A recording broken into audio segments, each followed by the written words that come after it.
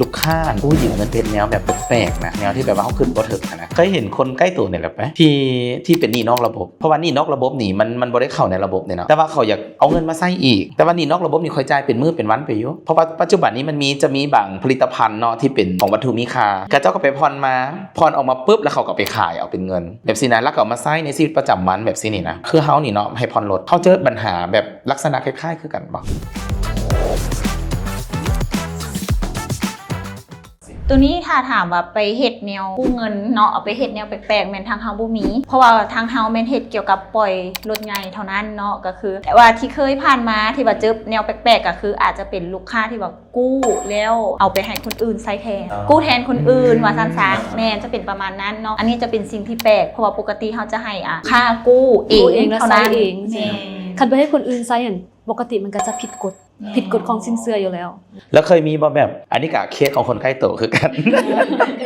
แม่นรู้สึกว่าประสบการณ์คนใกล้ตัวนี่อย่างไรรู้สึกว่าผ่อนหลายแม่นบ่แม่นตัวเองนะแบบว่ากระเจ้ามาผ่อนร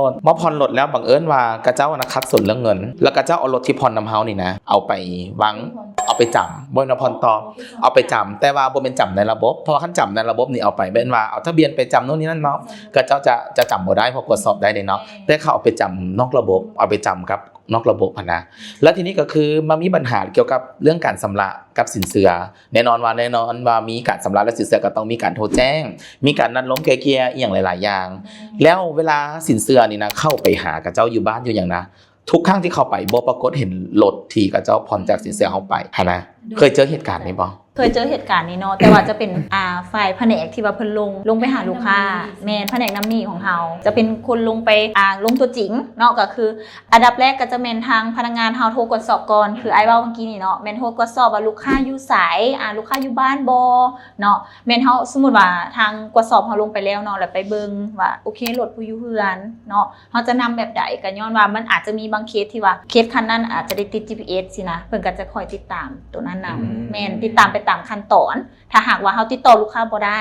แม่ก็จะได้ลงตรวจสอบบ้านแล้วก็ลงไปหาลูกค้า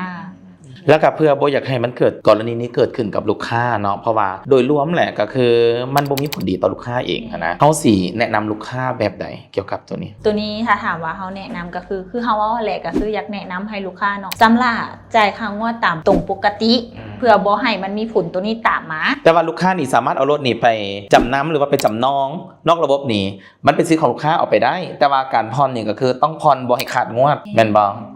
แต่ความเป็นจริงเราบ่อยากให้ลูกค้าเฮ็ดแบบนั้นแต่ก็บ่อยากให้แนะนำว่าสิซ่าแต่ถามว่าได้บ่มันก็ได้อยู่แต่เฮาก็บ่อยากชี้จุดให้ว่าไปเฮ็ดแบบซ่าเพราะว่าเฮาก็ห้ามเพิ่นบ่ได้เพราะว่าคันว่าเรื่องกฎหมายมันก็ผิดกฎหมายเนาะแต่เฮาบ่อยากแนะนำให้เฮ็ดถ้าว่ามันเกิดกรณีนั้นหรือว่าลูกค้าคัดสนอีหลีที่บ่ทันอีหลีคันเป็นไปได้ก็อยากให้มาอบรมกับทางสินเชื่อดีที่สุดเนาะเพื่อหาทางออกหรือวิธีการแก้ไขในรูปแบบใดเกี่ยวกับการชำระเพราะว่าที่ผ่านมาไอ้เคยเห็นตอนปี 2019-2020 ตอนช่วงโควิดก็เคยมีสินเชื่อเฮาก็เคยมีที่แบบว่าผ่อนผันให้ลูกค้าที่ว่าผ่อนผันให้ลูกค้าว่าเฮาจะบ่เก็บค่างวด1เดือนบ่2เดือนอีหยังประมาณนี้เพื่อลูกค้าก็จะแบบเซฟงบได้เพราะตอนนั้นผู้ใดก็ตกเวียกนะผู้ใดก็บ่มีเวียกเฮ็ดในช่วงนั้นน่ะนะ